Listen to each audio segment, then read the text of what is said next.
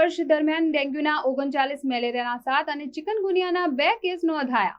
આણંદ જિલ્લામાં વરસાદી સિઝન દરમિયાન મેલેરિયા ડેન્ગ્યુનો વાવર ફેલાતો હોવાનું ખાસ જોવા મળે છે। જો કે આ વર્ષે જાન્યુઆરીથી 19 ઓગસ્ટ સુધીમાં જિલ્લામાં ડેન્ગ્યુના 39, મેલેરિયાના 7 અને ચિકનગુનિયાના 2 કેસ નોંધાયા છે, જેમાં સૌથી વધુ આણંદ શહેરમાં મેલેરિયાના 6, ડેન્ગ્યુના 8 અને ચિકનગુનિયાના 1 કેસ નોંધાયો છે। ગત મહિને આણંદ શહેરમાં ઝાડા ઉલટીના વાવર દરમિયાન અનેક સ્થળોએ પાણીના લીકેજ અને તેના કારણે ગંદકી સહિતની બાબતો ઉજાગર થવા પામી હતી। આણંદ જિલ્લા આરોગ્ય વિભાગ દ્વારા આજે વિવિધ ટીમો દ્વારા 35,458 ઘરોમાં સર્વે કરાયો હતો, જેમાં પાણી ભરેલા પાત્રોની ચકાસણી કરવા સહિતના મચ્છરના ઉત્પત્તિ સ્થાન મળી આવતા 35 એકમોને નોટિસ આપી હતી।